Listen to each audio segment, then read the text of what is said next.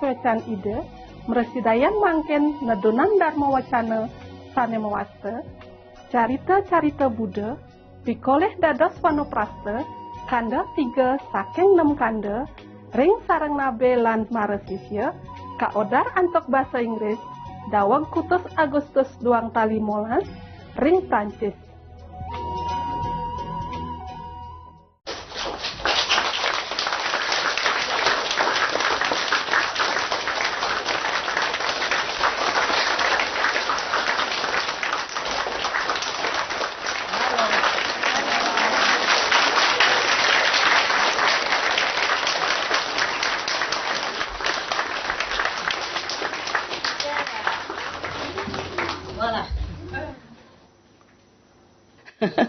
Today the South African, she said, you wear nice clothes.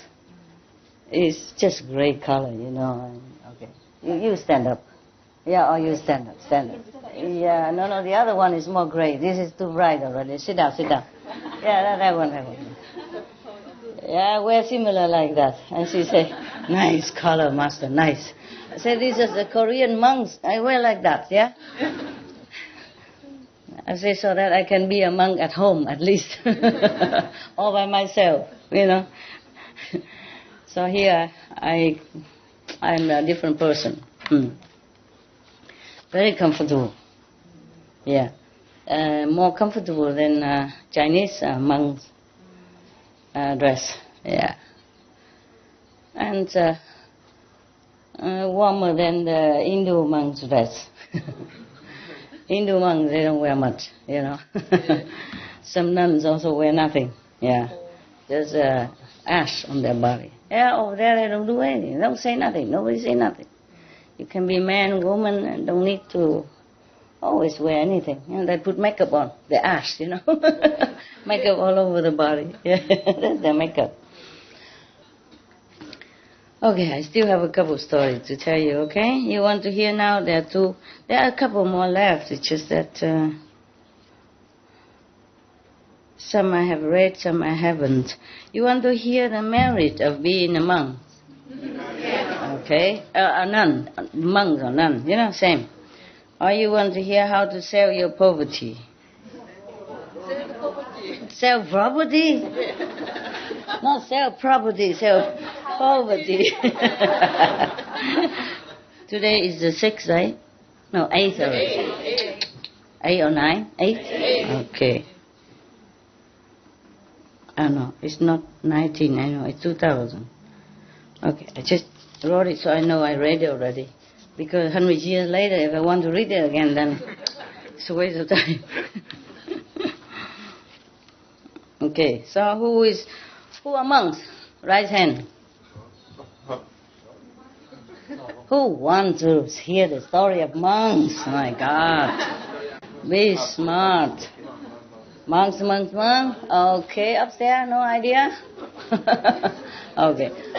Who is for poverty? Who like to hear the story how to sell your property? Your poverty. Only 2? Oh, very good. I'm glad. A few people. Very good. Wise choice. Yeah. That means you don't consider too much about physical gain or comfort. Very good. Excellent. Okay. Originally, I did not want to read it to you. But the other day I told you have to respect the monks and the nuns, okay? So I thought maybe I'll let you know why. Huh? Otherwise you think, what's the difference? She comes, she sits next to us, and she also wears clothes and even rings, master rings. So what's the difference? Yeah, there are differences. They have to, how do you say, deny many things, you know, many self-denials, yes. And my assistant, now she even still sleep on the floor. I told her even then you have to get the sleeping bag and put it on the floor. I also do the same, you know, I cheat. I don't just sleep on bare floor, you know, in case you think I'm that holy. I put a blanket, you know, on the floor. And I sleep on it. But today I probably don't have blanket anymore. Because just now there's a big thunder, yeah? And then my dog, he just chop, come in and run into my bed. Because my hut is small already, yeah? And bed is high. Normally I make the bed high so that the dog can sleep under it. But he didn't want it before. It's summer, so I put him aircon, yeah? Because I have fur coat, you understand? We like this and it's so hot already. Even though we trim the dog's hair, shave it. But, it's growing again now and it's still hot for him. Even though he could bear it, just like that. But he bears it, yeah. Now I put him in the aircon, the little veranda that I close it and put aircon in there. It's not a room, it was just like a hollow into the wall. And then I close it with clear plastic so you can see out. And I put an aircon for him. Normally he likes it there then, But today, because of thunder, he run up and down, and then hop, he go into my bed because he feels safe, On top is a bed, yeah, and around is a wall, and the hut is small. It feels like a cave. So he run, and went sleeping on my blanket. Today you ask me if I'm comfortable under there. Now I'm even less comfortable.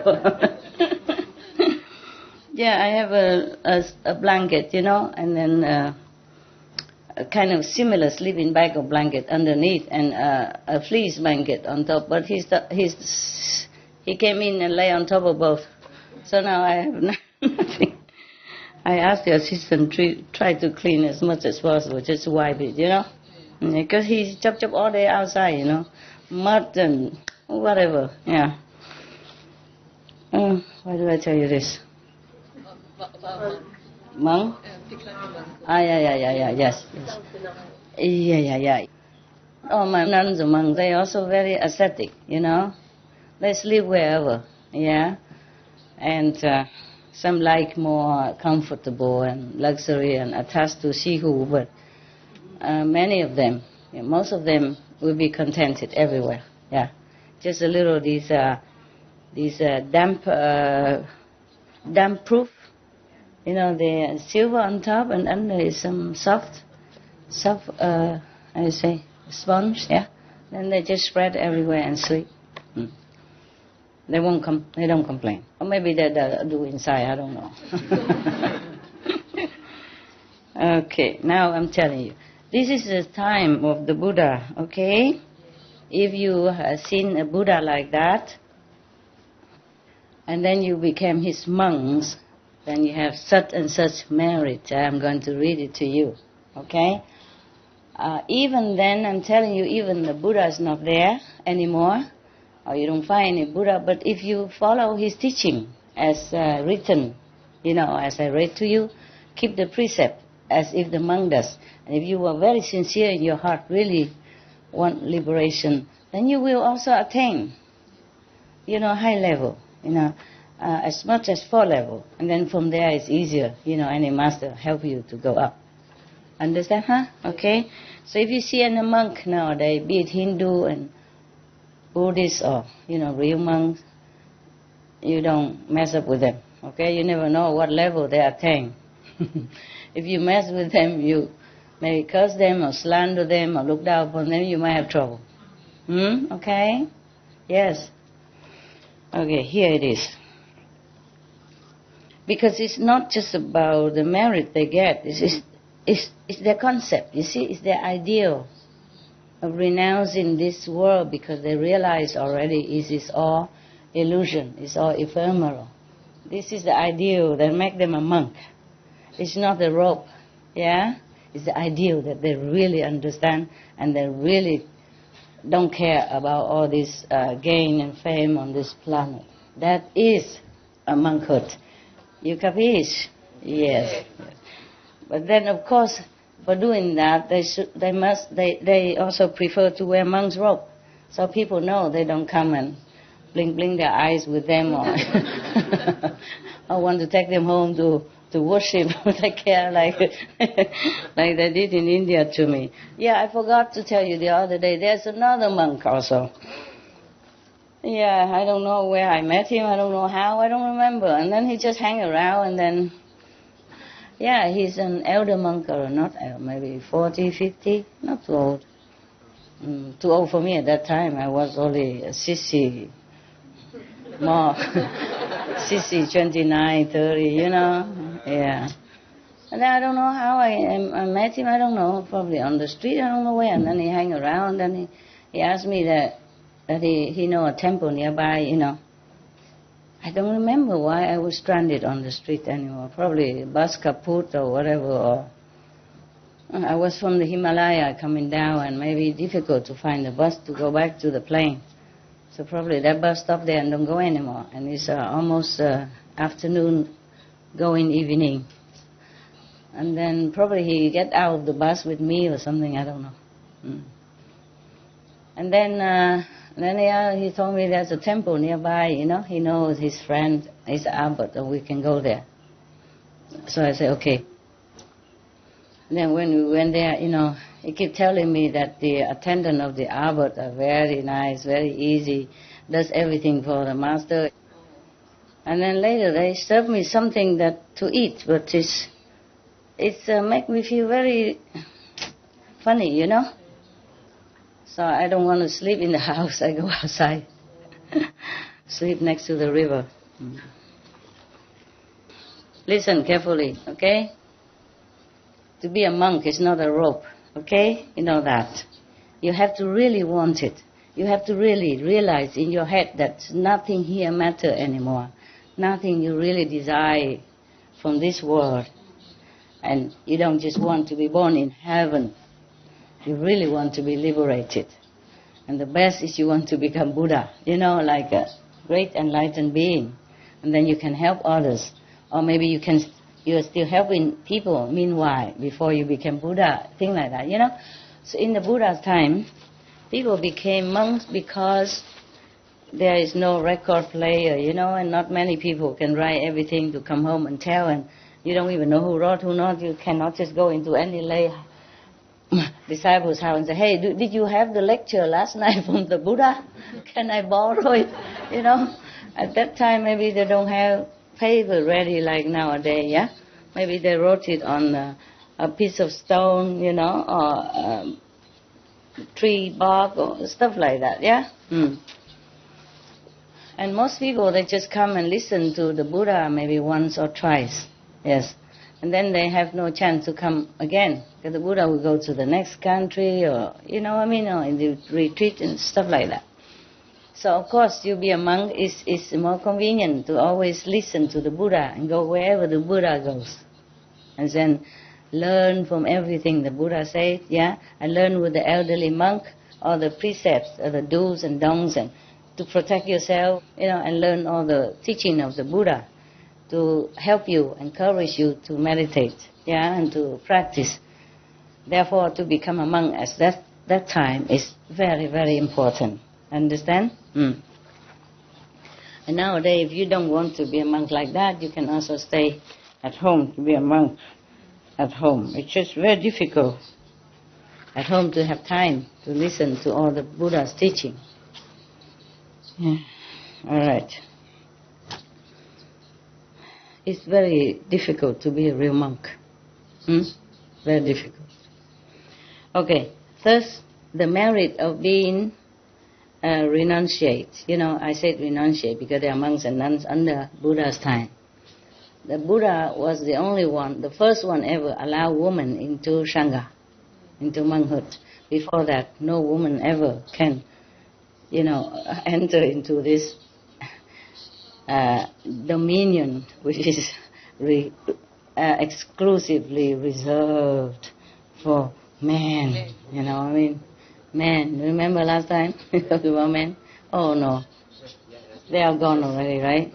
Not yet. Some of you still here. Okay. Who are new today? Wow! More than the living people. Okay. Okay, this is a merit of becoming a renunciate. This is from the Buddha time. I'm talking about the Buddha time, okay? Yes. And if the Buddha is not there, maybe it's more difficult.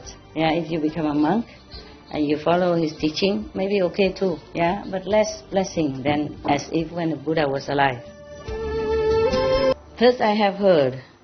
One time the Buddha in the country called Mayada, at the in the bamboo grove called Kalanda. In this lecture time, the Buddha talked about the merit of becoming renunciate, meaning nuns and monks. So he said, if any human let your son or your daughter or even your female servant, male servant, or anyone even becoming monks or nun yourself, and the merit of that action, even just to let somebody else go, like even your servant, you let him free to become a monk under Buddha's teaching, then this merit is immense. If you want to compare this with the merit of charity, then even if you have a big charitable heart and you give a lot, so that you could enjoy 10 lifetime. That's how much, probably 1,000 years more or less. In heaven, even then, it's not enough to compare to the merit of giving permission to somebody under your, authority to become a monk or nun, or yourself become a renunciate. Why is that? Because the charity merit is only limited, yes, but the merit of renunciate is unlimited. Then that's why we cannot compare. Even the merit of keeping strictly the precepts, even the merit of those devas in the heaven who has 5 magical power,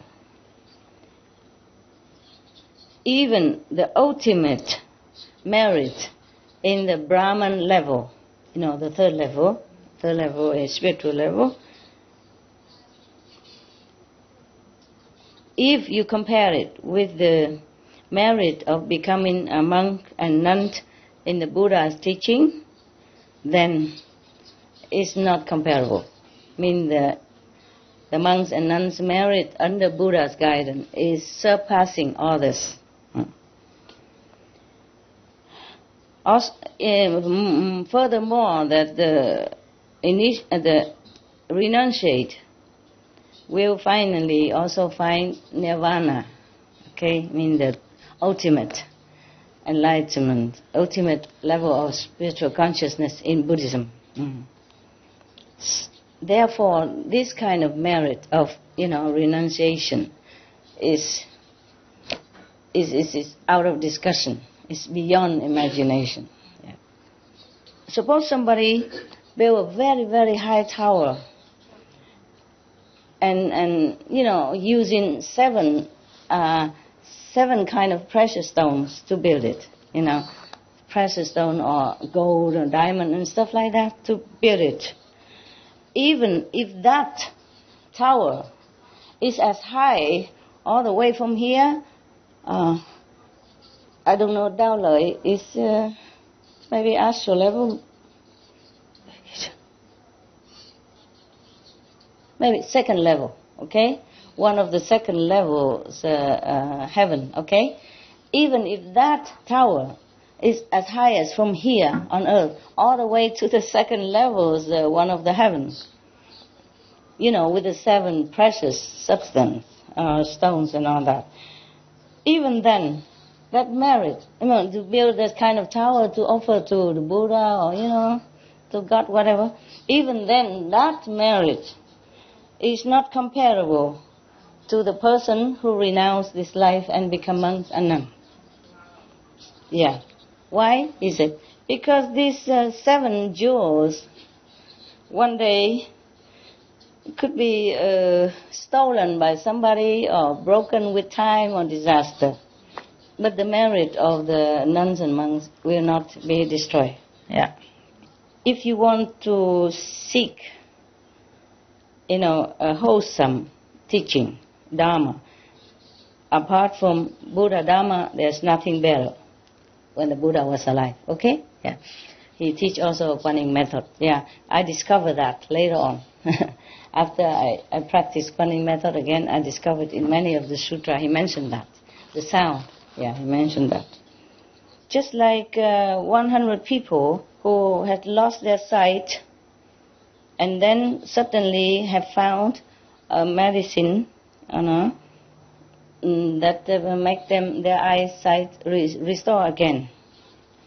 Or someone else, has been robbed, and not robbed anything, but robbed their sight organs, and then suddenly some hero person came and saved them. These two people, two heroes, the medical doctor that cured 100 people's eyesight, and the hero who saved the 100 people from being robbed of their eyesight. These two people merits are very, very, very great. But even then, it's not as great as the person who became monks or nun.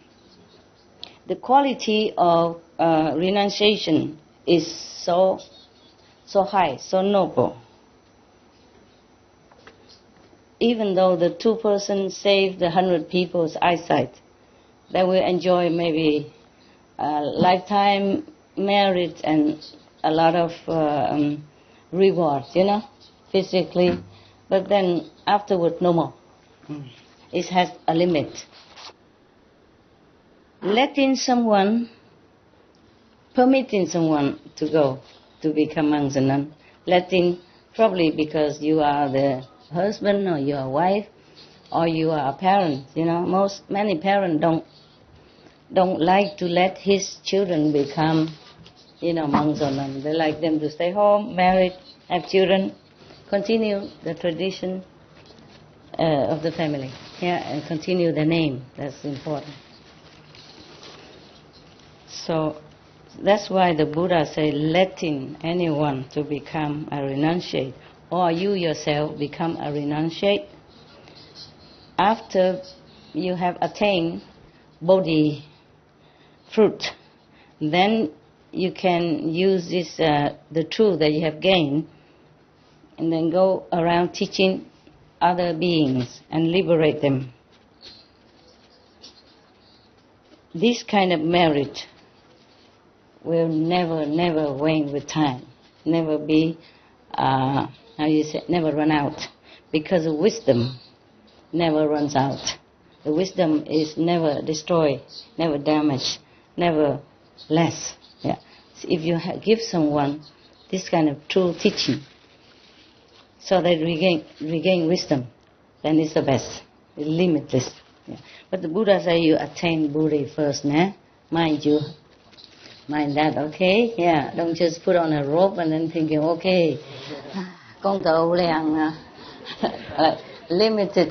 limitless merit. No. We have to know, okay? We have to know our position, our attainment, our capability, okay?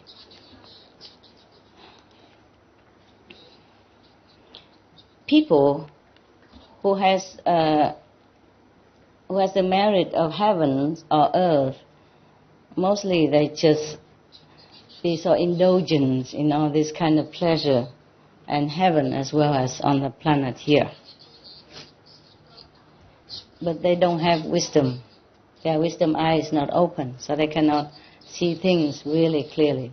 Remember, even Brahman king came down and begged the Buddha? Yeah? Or some of the heaven beings came down and begged the Buddha to teach them? Yeah? Because the Buddha has the power to open the source of your wisdom. You have it. But if you're too busy enjoying pleasure of life or in heaven, then you will forget that. And you don't know you have that. That is the problem.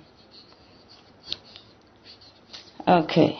So these people who enjoy too much, you have too much merit to enjoy in heaven or on earth, they have too much pleasure, yeah?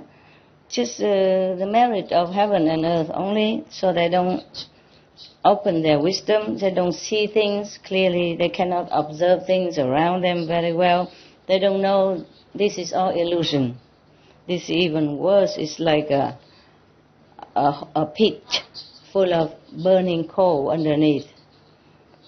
And then it will burn you with all this greed and, desire and ignorance.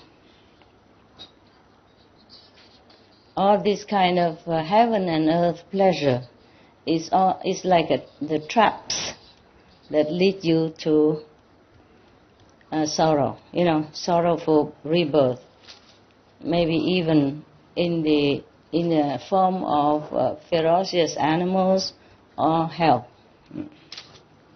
or recycling birth and death and birth forever.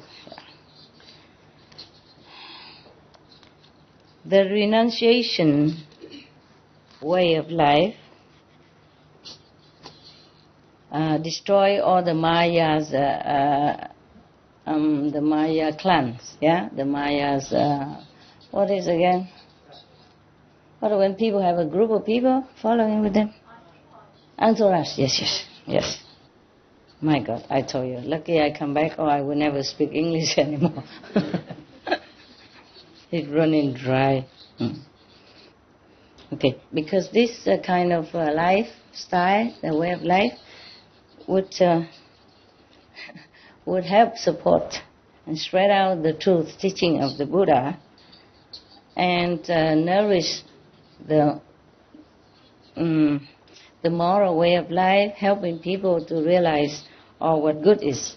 And then you earn more and more merit all the time by doing that. And then finally you will become Buddha. The Buddha said, the merit of becoming renunciate is as high as Himalaya, the Everest, yeah, as deep as the ocean, and as infinite as the firmament, the sky. Anyone, this is important. Anyone who obstructs someone else, stop him or her to become a monk or a nun, this person committed a great sin and will go to hell. It's a very dark and scary hell. And then they will not have eyes there to see even. It's not only dark, they have no eyes to see. They lost their eyes. You can compare this sin to as if all the rivers on the planet, big river, small river, the streams, and little brooks, every of them will run into the ocean. The sin of this person is as thus, so great. The sin of this person will be piling up on him all the time, as high as the Mount Everest. Probably in this lifetime he will have encountered great disaster, like fire burning him and all that. And then after he die, he go into the hell, and that will burn him forever. Yeah, so similar like that. The Buddha keep comparing, like as if this person as a poison compared to some medicine, vitamin, for example. Yes. So let someone become a nun or monk, or yourself become a renunciate. The merit is as great as the sky above, as deep and wide as the ocean underneath. The renunciate person use Buddha's teaching, sutra, as water to cleanse all his, piling up karma, residues of karma from life after life. And then from then he will cut off all this rebirth, death, suffering, sickness, etc., etc. Yeah. And from then on, he used that as a seed, yes, to grow nirvana, Bodhi tree. Yeah. This person, the renunciates, use precepts, moral precepts, as if his eyes, to light his way on his spiritual practice, so that he can see the goodness or the immoral standard of all humans, so that he will avoid accordingly, and he will always walk in the straight way of the real Buddha Dharma until the nirvana. So let someone become a nun or monk, or yourself become a renunciate. The merit is as great as the sky above, as deep and wide as the ocean underneath. The renunciate person use Buddha's teaching, sutra, as water to cleanse all his, piling up karma, residues of karma from life after life. And then, from then he will cut off all this rebirth, death, suffering, sickness, etc., etc. Yeah. And from then on, he used that as a seed, yes, to grow nirvana, Bodhi tree. Yeah. This person, the renunciates, use precepts, moral precepts, as if his eyes, to light his way on his spiritual practice, so that he can see the goodness or the immoral standard of all humans, so that he will avoid accordingly, and he will always walk in the straight way of the real Buddha Dharma until the nirvana. Because of all this benefit, you should let someone you should allow someone to become monks or nun, or you yourself should become one. At that time, in that, in the city, there is a noble, rich person. His name is Tilai. The Chinese name is kind of a married monk, meritorious monk, not married monk, meritorious monk. He is already 100 years old. After he heard somebody retold this story to him, what the Buddha said about the merit of becoming a monk,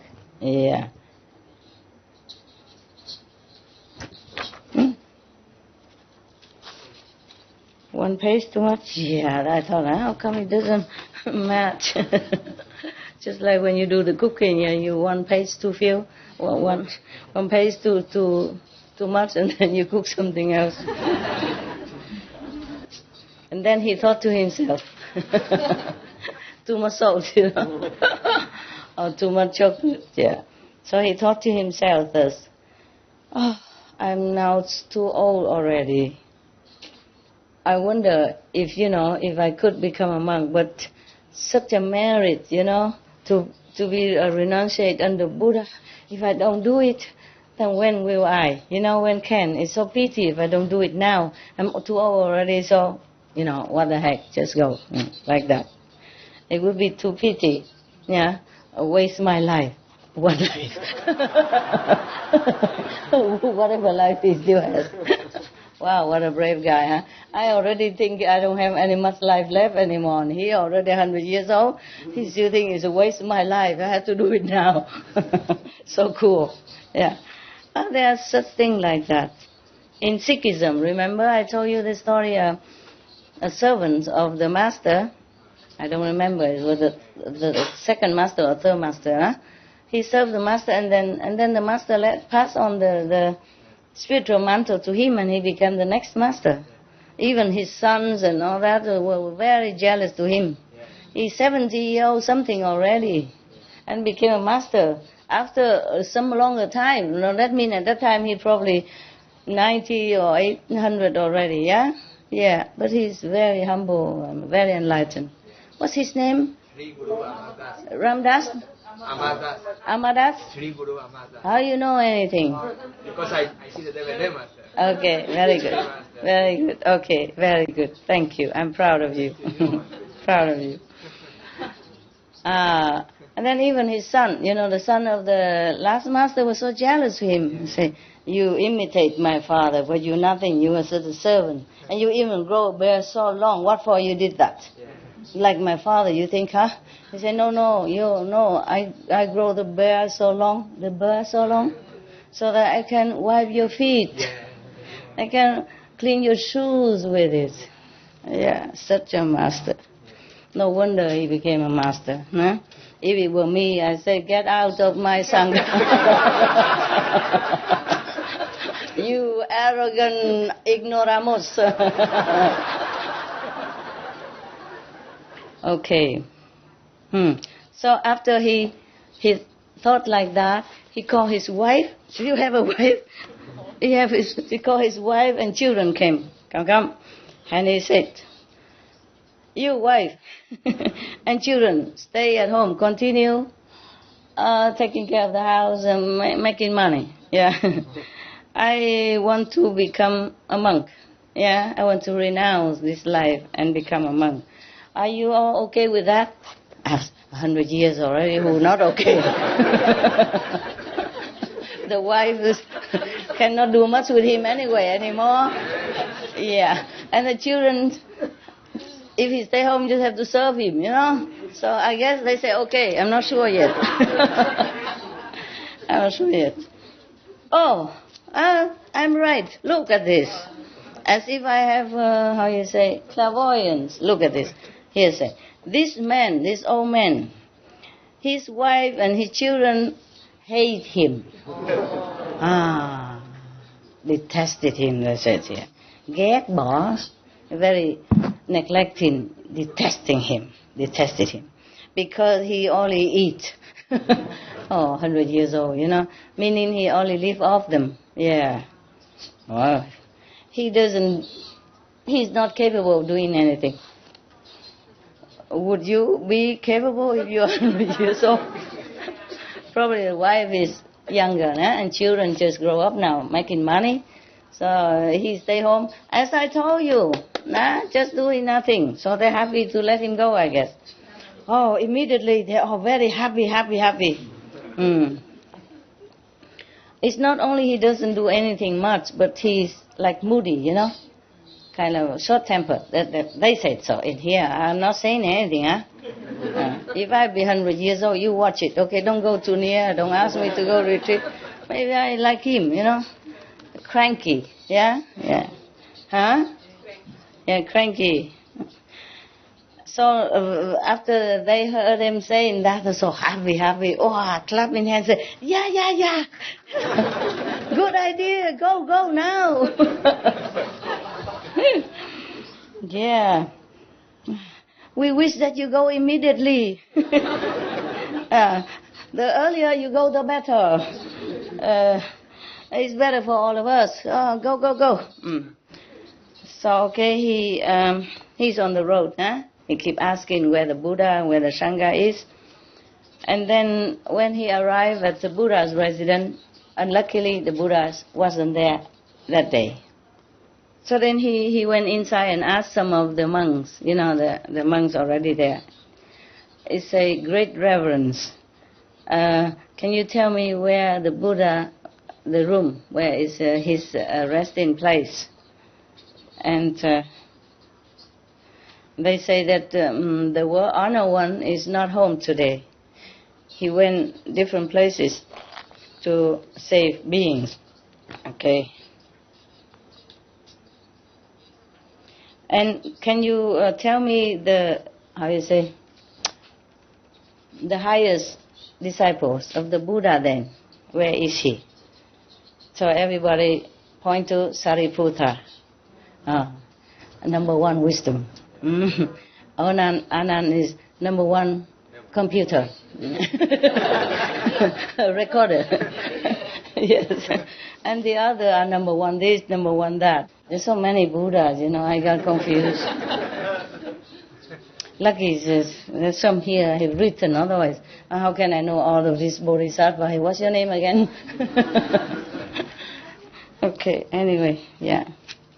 That is the privilege of being old. You keep forgetting all the nonsense, unnecessary things. And you only remember something better, yeah?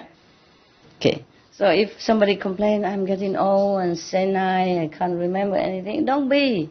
What is here to remember? Huh? Look at all this face. You want to remember all this face and name? No? Yes, of course. I'm just joking, yeah? You have loving face. And your names I would like to remember. It's just I'm getting older, yeah? I don't want to know names too much, yeah? Just look at soul. Soul number one, soul number two. Easier, yeah? So blonde, so black, so chocolate, so snowflake, so coffee, so gray, so lush hair, yeah, so India, yeah. So Costa Rica, yeah, so France, French. Okay, so he keep asking another one. He went to Sariputta. He's not going to Sariputta. He's hopping. 100 years old, I forgot. He's not going. He probably.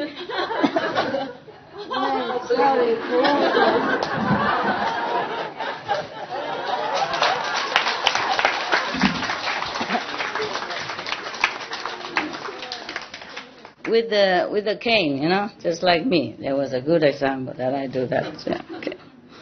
More vivid, huh? And now I forget that I'm off. Going 100 soon, so I keep reading. I forgot that my eyes knit. I normally don't like it, so I keep, that's why my eyebrow keep knitting in the front, because I try to strain it. I forgot to wear. I hate wearing anything. Okay, and then when he went in front of Sariputta, the hopping, right? And then he went in front of Sariputta. He threw the cane away, on the floor, and then he bowed down to him. Yeah. And say, many prostration to you, great reverend. I am very, very sincere to come here to be a renunciate, to be a monk, in order to study Buddha's teaching. Please open your great compassionate, merciful heart and accept me. I will be forever grateful. Yeah. If the Buddha don't accept him, Sariputta accept is the same, And also he will be in the assembly of the Buddha, of the monks. Yeah. Sariputta, what did he say? Guess. What did he think? Guess. Except for the nuns who tell me. One candy. Tell me. Welcome. Yes. And? Too old? And? Welcome too old. Who is too old? You look young. Why you? Good.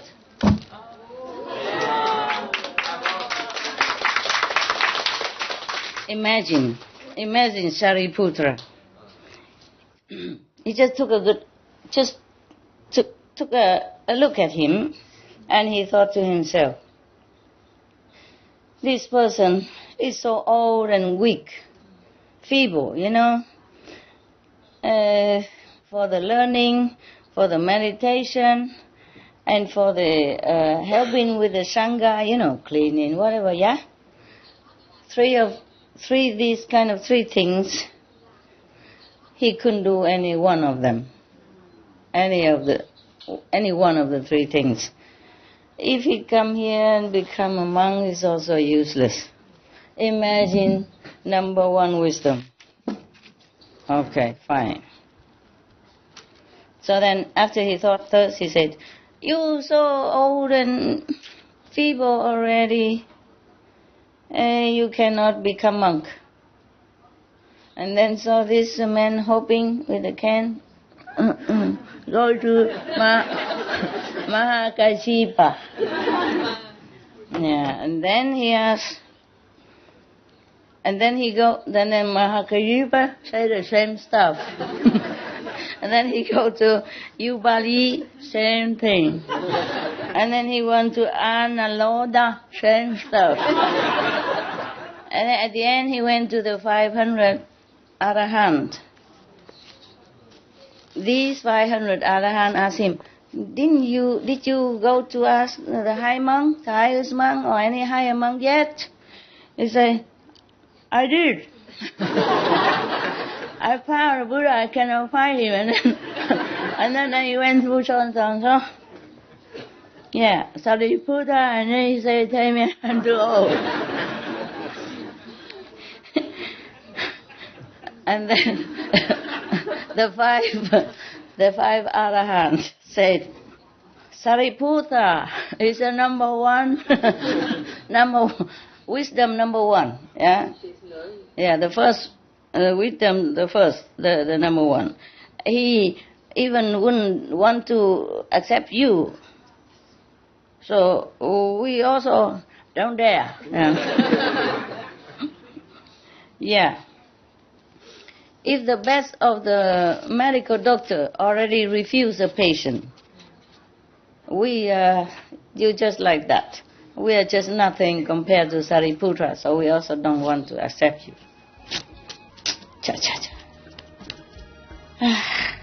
Maybe the book say, not me. Up to now it's all book. Okay, not I.